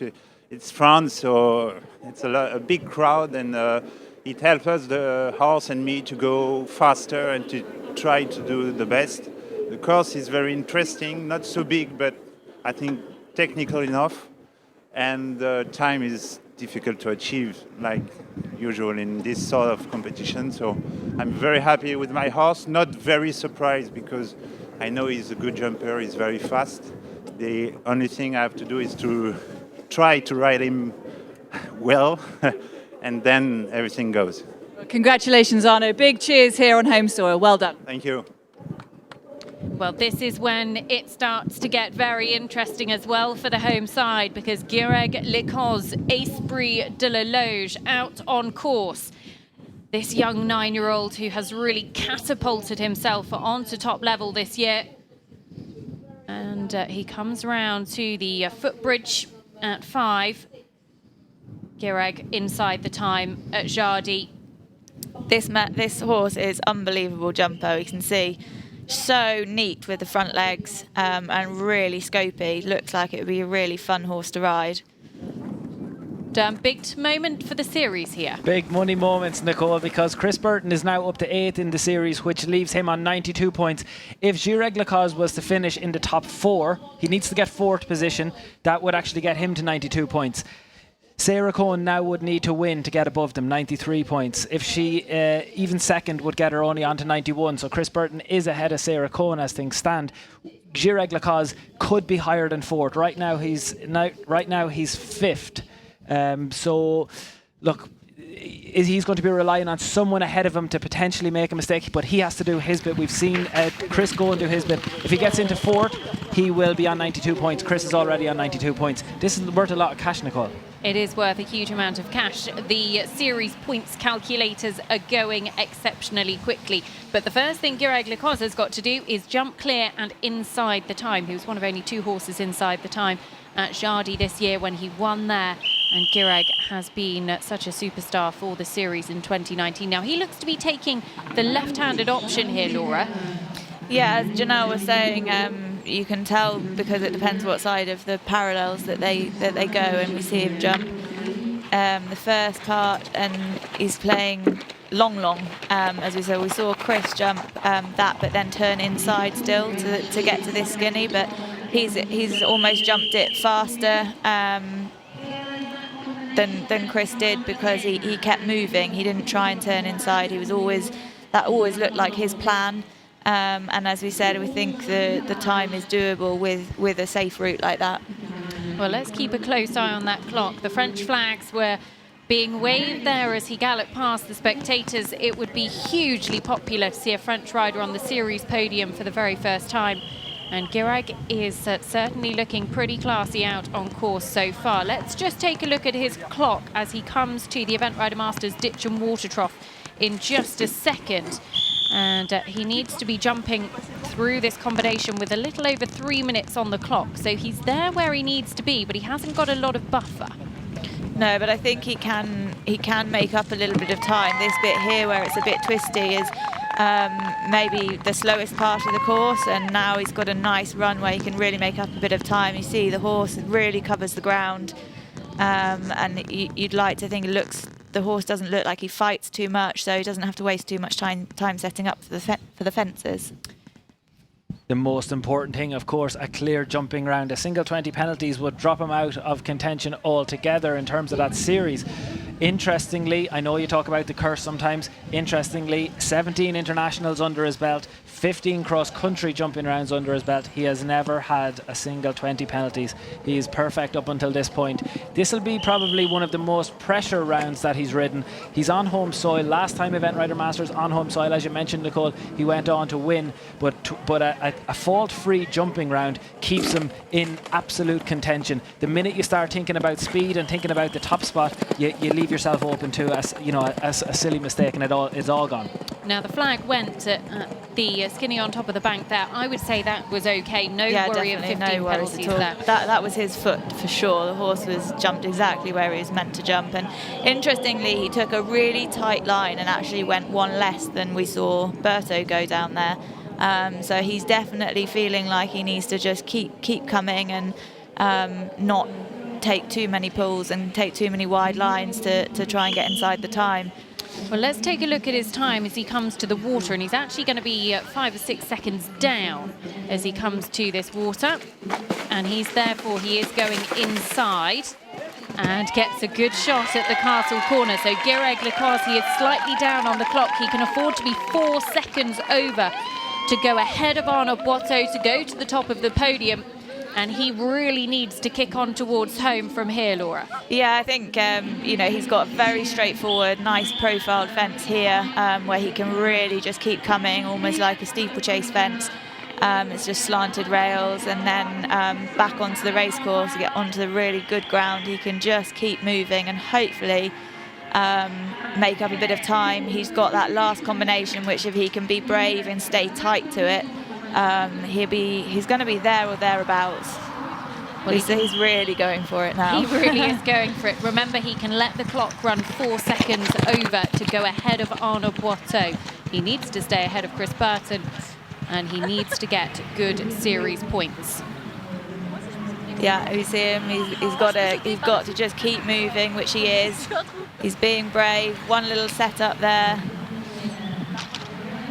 Stay on the tight line. Yeah, he's good. He's going to be a couple of seconds over, I think. That time is going to be really tight. How costly will it be? Gireg Le Coz, Esprit de la Loge, clear the last. Will we see a French rider on the podium here? He is going into second on the leaderboard at the moment, so he drops 1 place, 2.8 time, finishes on 33.3. But he stays ahead of Berto. So he stays ahead of Chris Burton, but will that open the door a little bit for somebody like Sarah Cohen? We'll watch this space, we'll come back to that in a second. Tom Carlile, Athos Barbotier, who was so impressive in the first phase, comes forward on 29.6. And I'm stable next to Tom, and I asked him if he was going to really go for it, and he said he was going to look after this horse. He thinks is a really exciting horse for the future. I think he's only a 9-year-old, potentially only his second time at this level. So he obviously wants to be really competitive, but be sensible at the same time. And it was just come up on the scoreboard there, actually. He's already had a 20 penalty, so that's a real shame. So he'll now definitely be looking to just keep the horse confident and give him a good bit of experience.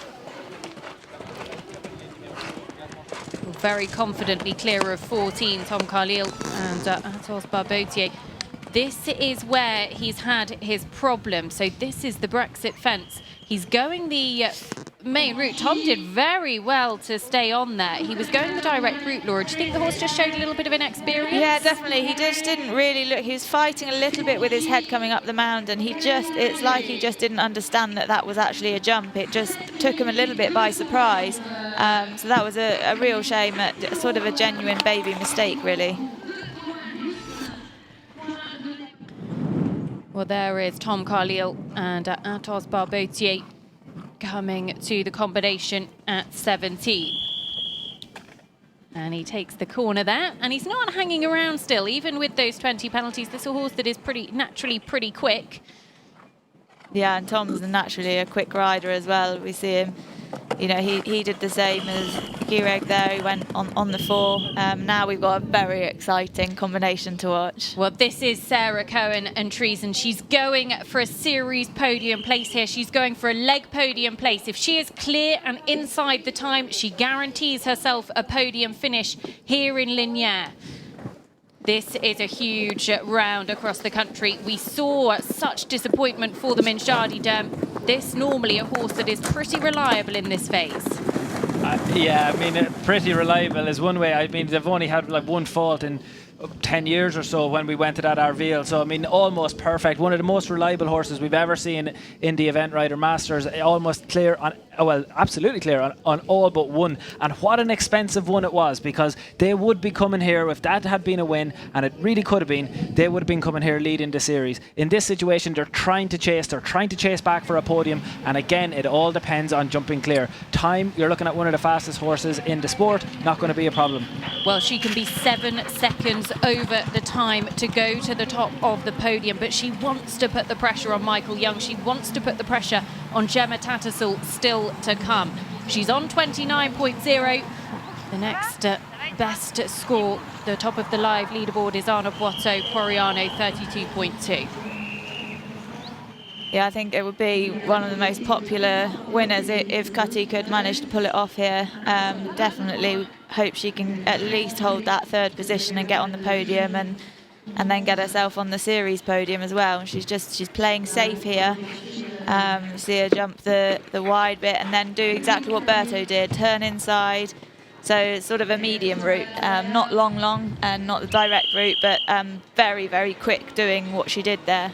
Well, son Alfie watching on, he is her biggest critic, always able to say, come on mum, you've got this, and he was absolutely devastated back in Shardy. Cutty was as well. She will be looking to put that behind her now.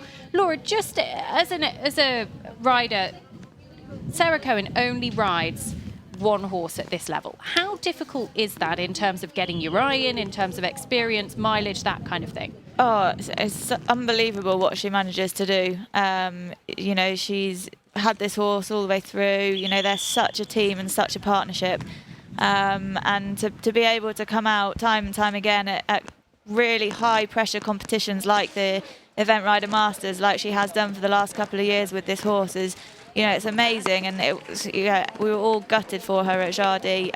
You know, she said to me she just slightly changed her mind which side of a tree to go before the corners and put her off her line. So, you know, she's kicking herself massively for that. So it's time to put things right. And as we see, she rides in such a balance and such a rhythm.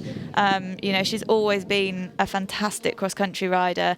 Even, you know, when she was doing it full time, and even now when she's only doing it with this one horse, she's still one of the very best cross-country riders we have in the world.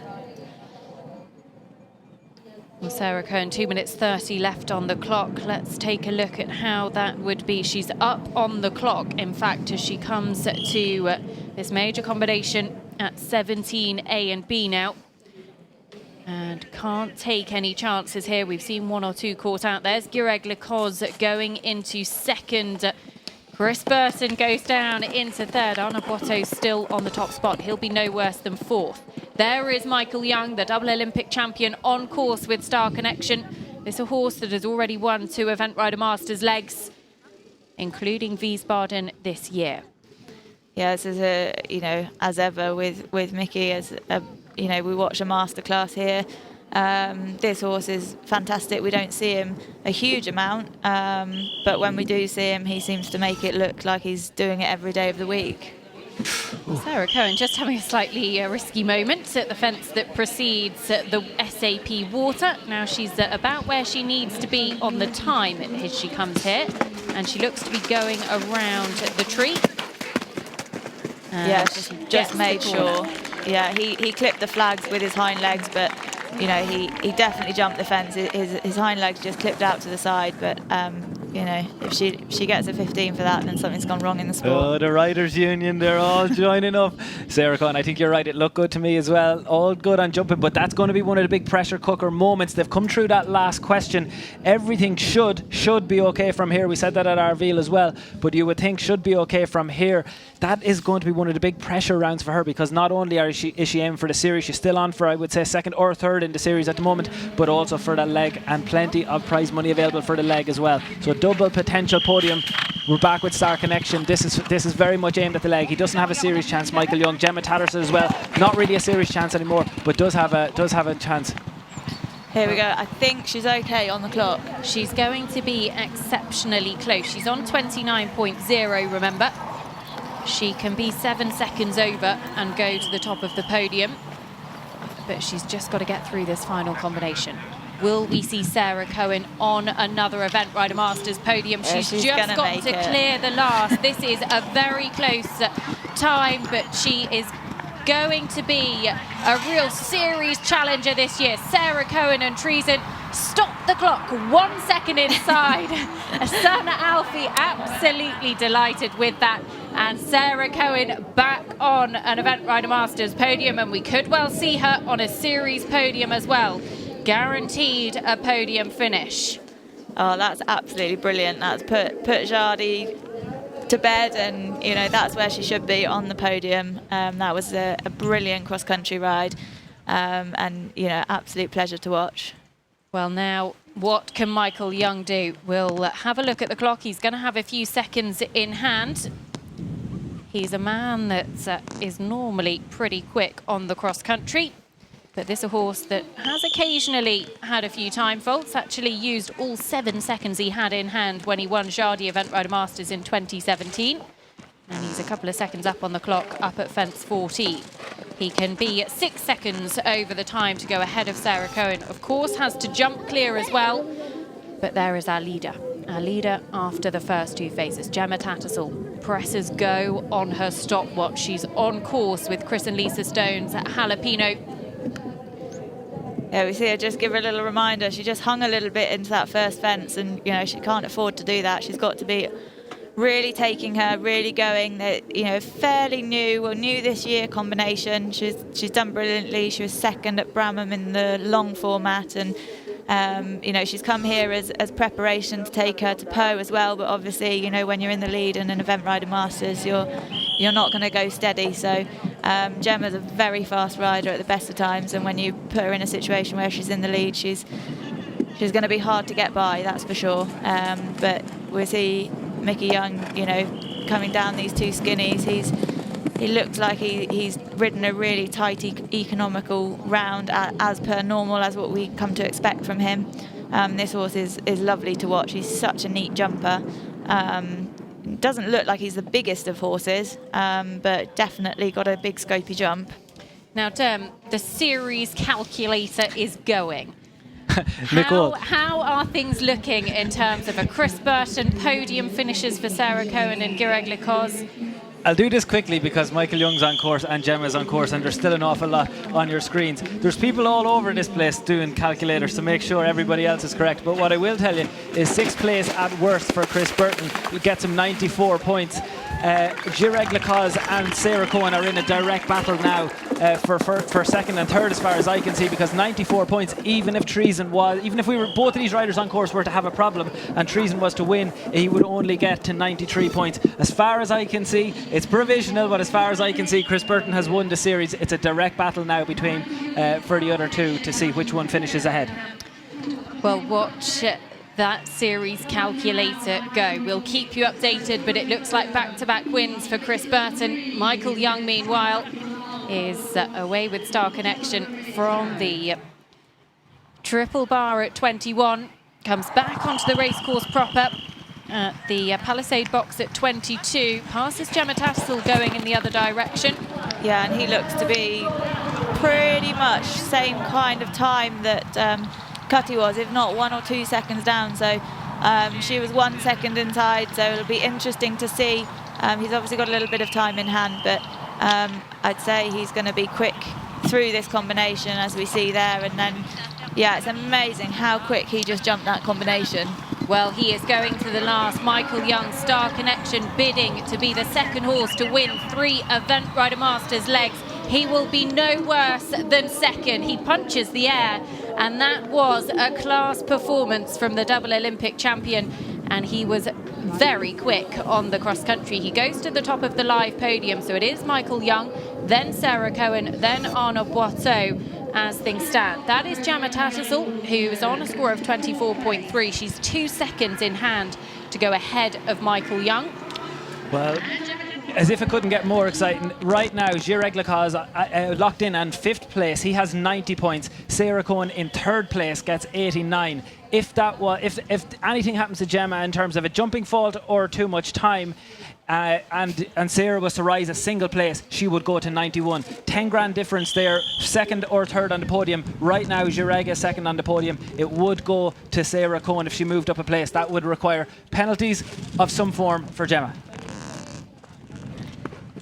as you said, Gemma working hard there. The mare's answering her questions.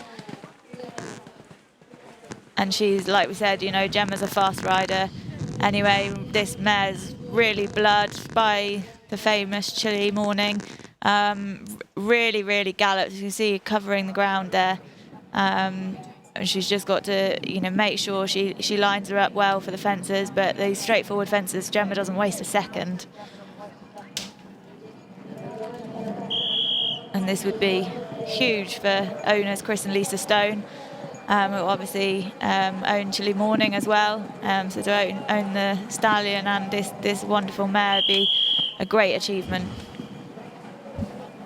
Well, Gemma heading towards the end of her round. The last few major questions. There is Sarah Cohen knocking Anna Boiteau down into second. Chris Burton goes off the podium. And let's go and hear what she has to say. She's guaranteed a podium spot here, Hannah. Sarah, guaranteed a podium spot. That is Jardy Demons well and truly put to bed. Yeah, finally. It's taken the whole season. But he was just magic out there. I mean, he's just such a star. And I had lunch today and plenty of bananas, and I felt on it and he felt on it. He's felt just great all week. So very happy. Your smile says it all. Well done, Cutty. Well, here's Gemma Tattersall and Alfie giving from Sarah a big hug up on the podium. Gemma at the SAP Waterfort at 20. Just a little bit sticky coming in. Goes round the trees. And Gemma gets the corner and really scrubbing towards home now. She's 1 minute and 20 left on the clock. The time is looking pretty good here.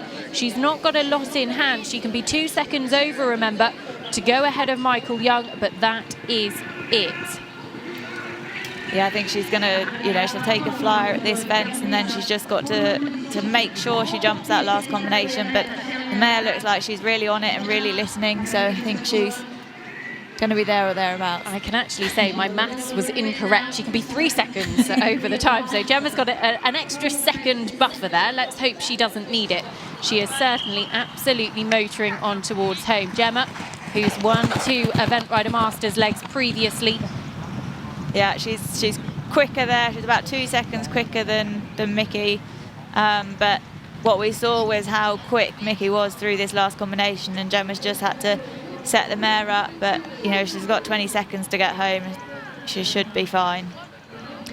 Well, Gemma Tattersall just has the last to go. She is pushing on to the Wilbury Wonder Pony charity finale. Will it be a British winner here in Lignières? She clears the last. She's going to be inside the time. Gemma knows she's done it, and it is Gemma Tattersall who tops the podium here at the Event Rider Masters series finale in Lignières, 24.3. She was second after dressage, rose up a place in the show jumping and performed under pressure on the cross country. And that was a class round, Laura, because the pressure was on. Yeah, and she really made sure. She's had the odd 20 on this mare. They've just been getting to know each other. The horse isn't used to going quite as fast as Gemma likes to go. So they just, at Arken, they had a little 20, and I think at Mill Street as well. But she's taken her schooling. She missed her run. She wanted to run her in an OI before coming here, but she missed that. So she went down to Robin Dumas and schooled and just made really sure she's done her homework, and the mare's come up with the goods. She absolutely has. Gemma Tattersall wins the series finale here in Lignières-en-Berry, and she put in a very, very strong performance on the cross country. She's moved up a place after the first phase. You can see Team Tattersall very quickly on hand to look after the mare. Big hugs from boyfriend Gary, big hugs from mum Marcel, and they will no doubt be absolutely delighted. Gemma's had a bit of a tricky season in 2019, and this will be just the tonic that she needs. She's heading off to the podium. Jalapeno in very safe hands with Team Tattersall. And we'll hear from Gemma very shortly. But what a performance. Firstly, we're going to talk about the leg. What a performance from Gemma, but also Michael Jung in second, Sarah Cohen third. What a performance from Gemma. You're looking at the 2017 Event Rider Masters champion. She has, we always talk about the people who've supported the series, travelled around Europe, been part of it. She is now the joint most capped athlete. That's run number 20 for Gemma. So incredible performance from her. We've seen some great victories, and this is another one to add. I would say to do what she's achieved today, to finish ahead of Ascona M, Quality Purdy, Star Connection. I didn't on numbers have this combination as being able to do that. I didn't think they would show jump clear. They proved me wrong. I knew she could do a good dressage, and I know she's a very good cross-country rider, but they had questions to answer as a combination in the cross-country, and they answered them in style today. It wasn't the toughest cross-country track, but she had to go and deliver. I think it's a big testament to Gemma to be able to take a horse that haven't been together for that long now, and to beat 5-star winners, world number ones, all the rest. What a great performance. A huge performance, and actually that was Michael Jung just taking the top spot. Sarah Cohen going down a place, likewise Gireg Le Coz. But Gemma Tattersall is coming for the top spot on that podium. It has been an incredible finale here in Lignières. Let's take a look at that final leaderboard. Gemma Tattersall finishes on 24.3. Michael Jung, Star Connection, the horse's third Event Rider Masters podium. Their second, and Sarah Cohen and Treason, a huge performance from them. A little bit further on, look at Chris Burton, Quality Purdy, a 6th place finish here, good enough to secure him the 2019 Event Rider Masters title and back-to-back Event Rider Masters series titles as well. Then the likes of Tim Price, Tom Carlile will be really disappointed with those 20 penalties, but look out for Athos Barbotier because he is definitely one to watch in the future. And disappointment for Oliver Townend and Janelle Price. Things not going Janelle's way in the show jumping, but we're no doubt we'll see her on a series podium again in the future. So that is leg 6 of the 2019 Event Rider Masters Series completed here in Lignières-en-Berry. We hope you have enjoyed all of the absolutely fantastic action throughout the day. That is the podium at the moment, but Gemma Tattersall making her way down there. She'll be knocking Michael Jung into second, Sarah Cohen into third, and Arnaud Boiteau so close to a podium finish, but he takes fourth for the home side, the best placed French rider here. And they have been huge supporters of the Event Rider Masters Series, but the series itself has been quite special in 2019. There have been plenty of ups, there have been plenty of downs, and it was an absolutely thrilling conclusion. But look at that, Chris Burton out in front, 94 points. He takes his second Event Rider Masters Series. He defends his 2018 title. Gireg Le Coz, an absolutely superb performance from the young Frenchman in 2019. 90 points sees him take second, and Sarah Cohen on the series podium for the second time in history. 89 points on the card for her. So close to Gireg Le Coz, but she takes third, and that is the top 3 in the series. It has been an absolutely superb performance. In terms of the series, it went down to the wire. Chris Burton was chased all the way. What's cool about that is he actually did that without ever winning a competition. He actually was able to go through, stay very consistent, plenty of podiums, make his speed count at this. Janelle mentioned it on commentary, that 4-star short. But to be able to show that consistency over 2 years now, really, at the top of the sport in terms of this particular format. He's now the first ever double winner of the Event Rider Masters. And it did go to the wire, actually. This was probably the most exciting finish that we would have seen probably since the very first series in terms of it going to the wire. A big mention for Gireg Le Coz for the kind of breakthrough that he had on Asprey de la Loge to put that pressure on, and also a big mention for Sarah Cohen, who did all of this with just a single horse.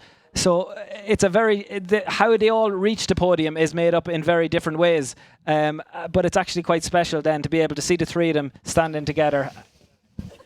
It absolutely is. And Laura, just a word on how you have to perform consistently throughout the year, because it's difficult to do, isn't it, the series? It is. Consistency is key. We see Cutty do it with one horse, but really you need a couple of horses at that level and be able to go and contest the legs and then consistently perform. It's interesting that Berto's won it without actually winning a leg this year. Last year he won most of them.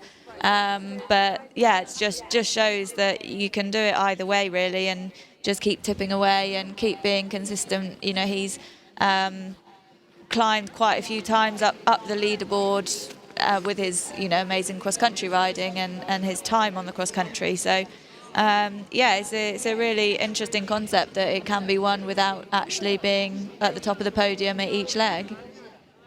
Well, winning from the front in the series, but he has put in such consistent performances this year. In terms of the leg here in Lignières, though, it has been dramatic from the very first phase. Let's go down to Hannah for the official prize giving. Thank you, Nicole. Well, what a competition it has been. Let's start with our third place, Sarah Cohen. Sarah, congratulations. It has been a long, hard-fought year for you, but finally you're on a podium again, which is fantastic, and of course the series podium. Yeah, it's been great. And this week, Treason has felt on great form. I could really do with a backup horse for him. You know, so anybody out there wants to be involved in the RM, I have stables. Yeah, he's just been a star. He's been on great form all week. I've had some of those nearly, you know, 0.8 every time for the show. I mean, cost me at Wiesbaden 2 places, and Jardy, my run out. But it's just great to have made the podium and to be on the series podium. I mean, can't ask for more. Absolutely. Well done, Sarah.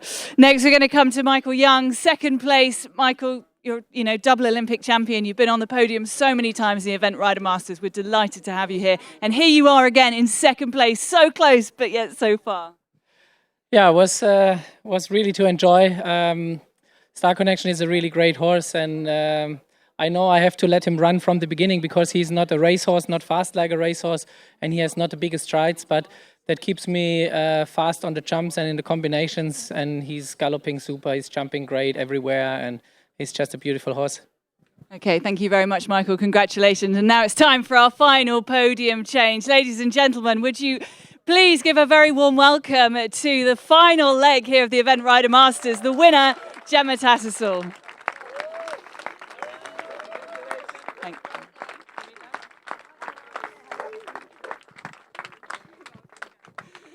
Gemma, it's not been an easy season for you, but what a way to finish the year. Yeah, I've been really good at winning the other section. So for the 4-star short other section when ERMs have been, you know, at venues, and today I've managed to win the ERM. So yes, get in there. Really, really happy and so pleased with the horse today. You said to me after the end of show jumping, I can't believe I'm in this position. And you managed to hang on there, you kept a lid on it, and you haven't had Jalapeno long. You know, it's a very new partnership. Yeah, it is a new partnership. I've had her just under a year. She's been beautifully produced by Karen Donkers, and I've had to take on the reins, and we've had to get used to each other. And it's just, you know, we've had a couple of little whoopsies here and there, but, you know, today it came good, and we've done our homework, and I'm really, really happy. Congratulations, Gemma. And now, ladies and gentlemen, welcome to the official prize giving for the final leg of the Event Rider Masters 2019 here at Concours Complet International, Lignières-en-Berry. To present third place, please welcome Guillaume Barbeau, President of ACV. Receiving prize money of €9,500, riding Treason, owned by Vin and Liz Jones, representing Great Britain, Sarah Cohen.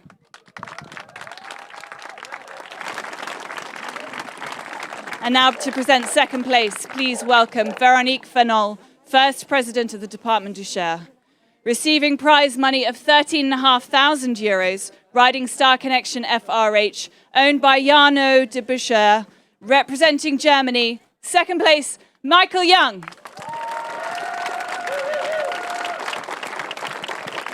And now please welcome Michael Ortissier, President of the Department du Cher, to present the winner of the Event Rider Masters 2019 final leg here at Lignières-en-Berry. Prize money of €18,000. Riding Jalapeno, owned by Chris and Lisa Stone, representing Great Britain, Gemma Tattersall.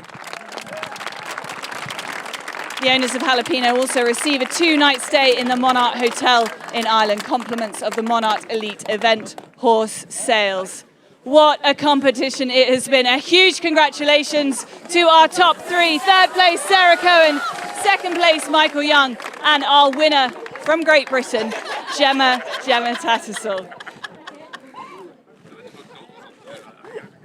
A huge congratulations to all of our podium finishers here at Lignières en Berry. What a weekend it has been. What a year it has been. 2019 has brought us for the 4th Event Rider Masters Series. We've had 140 starters. We've had 15 nations across 6 international legs. We started the year at Chatsworth in England and saw Laura Collett top the podium for the first time. Second in Wiesbaden, leg 2, Germany saw the home riders dominate with Michael Jung and Ingrid Klimke on the podium in front of an awesome home crowd. Then we returned to Arville in Belgium and once again were provided with one of the most breathtaking weekends of scenery and competition, with both Tim and Janelle Price taking 2 of the top podium spots.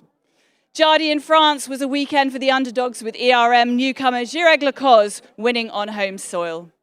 Next up, it was a weekend of first to Mill Street in Ireland and a momentous victory for New Zealand's Lucy Jackson. And now here we are at Lignières en Berry. What a wonderful weekend it has been. Thank you so much to France for a truly spectacular weekend of competition at the highest level. But it doesn't end here. The 2020 series will be upon us before we know it, and we do hope you will join us. And it promises to be bigger and better than ever before. But for now, there can only be one series winner. Ladies and gentlemen, it's time for the 2019 Event Rider Masters prize giving. Now, to present third place in the 2019 series, please welcome Kate Guy, owner of the Event Rider Masters.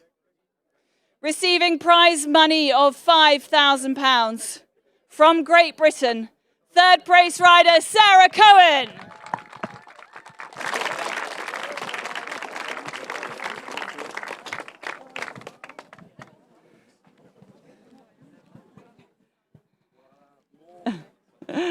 More champagne, Sarah.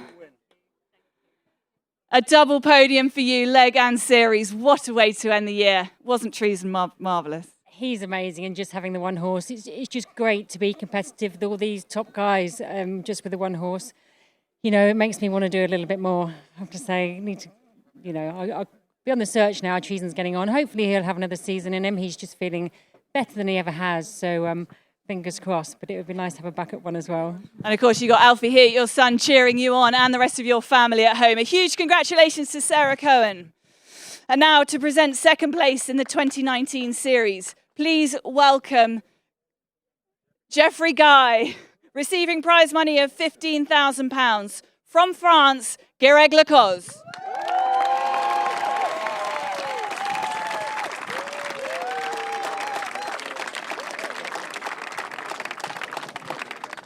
Gireg, wow. I mean, you stormed onto the series halfway through. You blew all of our socks off. Unbelievable. Yes, my horse has been fantastic for all the 4 legs I did. And I have to say thank you to my horse, my owners, and to everyone who make it possible in the ERM. Thank you very much. It's still a relatively young horse. You have such a bright future together. And to win, or well, to come second here and be on the podium on your home soil, it must feel magnificent. Yes, it's fantastic. I'm thrilled. Thank you very much. Okay, congratulations. Gireg Le Coz.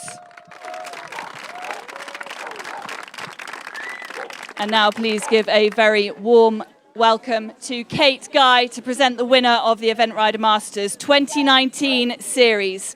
Receiving prize money of a huge £30,000 and the coveted Event Rider Master Cup.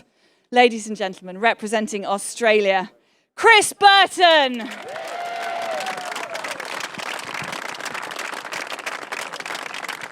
The owners of Chris's horse will also receive a 2-night stay in the Monarch Hotel. Compliments of the Monarch Elite Event Horse Sales. Chris Burton, you won the series last year. You are back again, the first person to ever win 2 series, and of course in a row. How does it feel?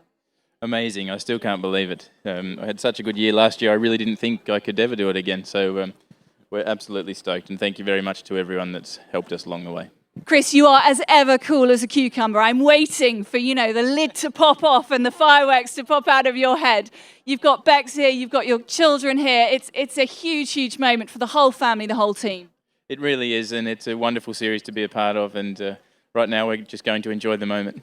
Well, you do enjoy that. Ladies and gentlemen, the winner of the Event Rider Masters 2019 series, Chris Burton.